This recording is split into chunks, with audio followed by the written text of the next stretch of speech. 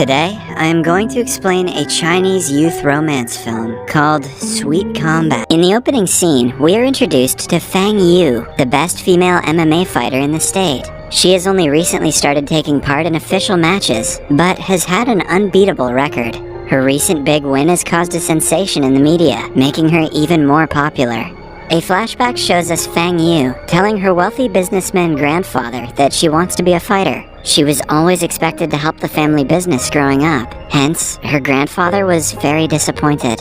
Then, we are introduced to Ming Tian, a young man living in Macau. He has two younger siblings currently studying in middle school. The kids are Ming Tian's responsibility since their mother abandoned them and their father passed away. His brother loves watching MMA fights on TV, and his favorite fighter is Fang Yu, who he refers to as the Queen.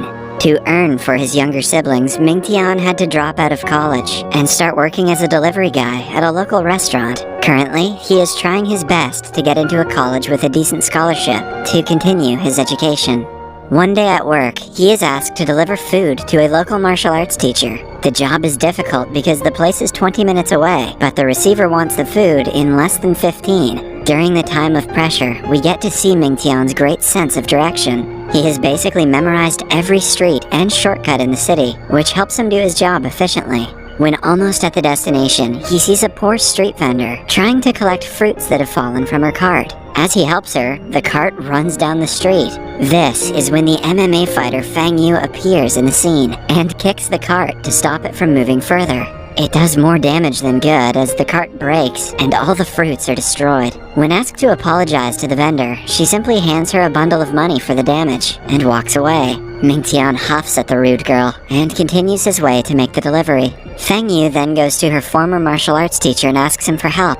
She is being pressured by her family to leave MMA and join their business. Confused, she wants him to make the decision for her, but the teacher refuses to do it, as the decision is hers, and hers alone, to make. Just then, Ming Tian arrives, revealing that the customer who ordered the food is also the martial arts teacher. He and Fang Yu look at each other, but do not share a word before going their separate ways. On his way to the restaurant, Ming Tian gets an email from a college, offering to provide him a 70% scholarship. However, the college is in another state. He is confused if he should move for his education or stay, because his siblings are already accustomed to their life in Macau. To solve the dilemma, he goes to a wisdom fountain and asks the universe to show him the way. At the same time, Fang Yu is on the other side of the fountain, doing the same. They think for a while and come to a decision. Fang Yu decides to go through with her fighting career, while Ming Tian plans to move to another state. Ming Tian's boss is a kind man who helps him with the moving process and provides him a job as a delivery guy in the place he is moving to. He even offers Ming Tian money and resources if he needs them. In the following scene, we see Ming Tian and his siblings move into a new house. Although it is not the best neighborhood, the interior of the place is quite homely. The kids seem to love it, which ultimately makes Ming Tian happy. As the first piece of decoration, he puts a picture of him and his master on a shelf. It is revealed that he used to train in boxing with the master before his death. Following that, Ming Tian takes the kids to school, signs into his new job at a KFC, then finally goes to the college for the first time. He has been enrolled in the best sports college in the state, Jiangxi. Before this year, the college was all girls. In fact, Ming Tian will be one of the first guys to go to Jiangxi. However, when he walks in, he realizes he might be the only guy among hundreds of girls at the college. He starts to wonder if he misread the offer letter, because not a single man is in sight. The girls are intrigued by the only man, and it doesn't help that he is also very handsome. Suddenly, he bumps into Xiao Mi, a tomboyish student who loves to box and skate. Ming Tian mistakes her for a guy and instantly starts chatting about how grateful he is to find another male. Instead of correcting him, Xiao Mi simply puts a tiny pink clip on her hair and introduces herself. A shocked Ming Tian apologizes before she skates away while glaring at him. The president and a teacher named Mr. Wang are worried because initially 10 men had applied to the college, but after taking a tour and seeing only girls, all of them requested a transfer. Currently, Ming Tian is the only one left. The president orders Mr. Wang to do whatever it takes to keep him content, so he won't leave. They want to expand the college's horizons, and the presence of male students will take a huge part in that. Outside, the girls start going crazy because of Mingtian. They block his way, offering help that he clearly doesn't need. One of the girls and Xiaomi get into an argument regarding who gets to take Mingtian to the principal's office. The conflict only ends when he tricks them into looking the other way and runs away. While he is at it, he happens to bump into Fang Yu. He instantly recognizes her as the rude girl from Macau. She accidentally cuts his hand with her bag and gives him money to apply a band-aid to it. Mingtian is furious at her materialistic behavior. He demands an apology, but to Fang Yu, money is superior to an apology. Before leaving, Mingtian calls her a mannerless freak, which triggers a childhood trauma in Fang Yu. A flashback shows us that Fang Yu kicked the cart that day to save a little girl crossing the road in front of them. Her intentions were pure, but it caused the street vendor to suffer a loss. In class, Mingtian sits among several girls and is clearly uncomfortable. The girls cannot help but stare at him, even though he doesn't fancy the attention. Meanwhile, Xiaomi and Fang Yu are training together in the college's boxing club. It is revealed that they are best friends who share a common interest in boxing. Xiaomi sees that something is bothering Fang Yu. On being asked, Fang Yu claims that the new guy's harsh comments made her rethink her behavior. In the following scene, she is at home thinking about Mingtian yet again. A flashback shows us that when she was little, her parents refused to acknowledge that she was a girl. They always wanted a son, so when she was born, they treated her like one. She wasn't allowed to grow her hair or wear girly clothes. Her naive mind only understood that she was a girl when her younger brother was born. Only after his birth did her parents allow her to wear dresses. Overjoyed at finally being able to express herself, she went to her crush and gave him a gift. But since all her friends thought she was a boy, they called her a freak.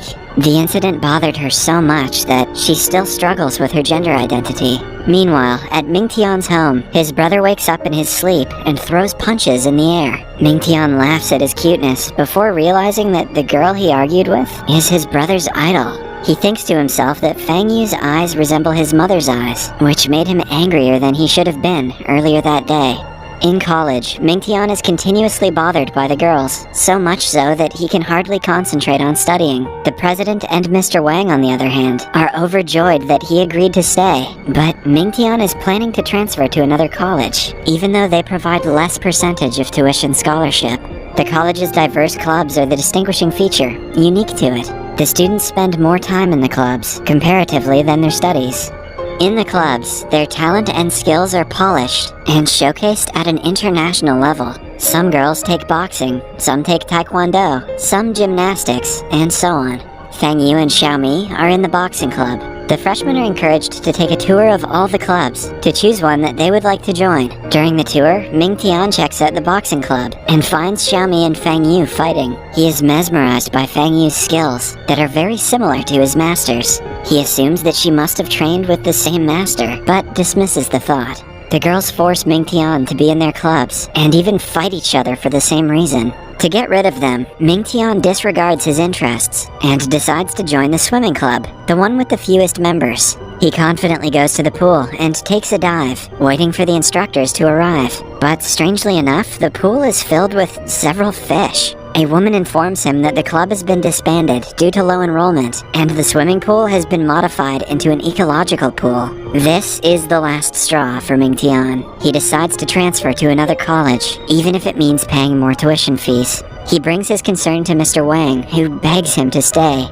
He even takes a picture of Mingtian to put its silhouette in front of the men's bathroom being constructed down the hall. But the honor isn't enough to make Mingtian stay. When he repeatedly requests, Mr. Wang reveals that the transferring process is quite easy. He will have to fill out a form and post it to the college's filing box. Mingtian does as told, but is faced with a slight problem when he goes to post the form. A group of women who claim to be the first graduates of the college stops him. They have been unofficially appointed by the president to stop Mingtian from getting to the filing box. The trained women easily defeat him and send him back to Mr. Wang's office. The teacher refuses to let Mingtian transfer, but offers him a more appealing deal. He promises to extend his student loan payment period to 30 years with 0 interest. Ming-Tian will be studying for free if he takes the deal. With his current financial condition, he doesn't want to miss such an opportunity. Still, the pressure of being the only guy among hundreds of girls is too much for him. He decides to consider the idea.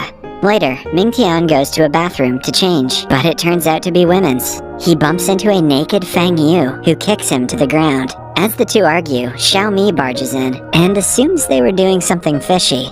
The two dismiss her before Ming-Tian walks away.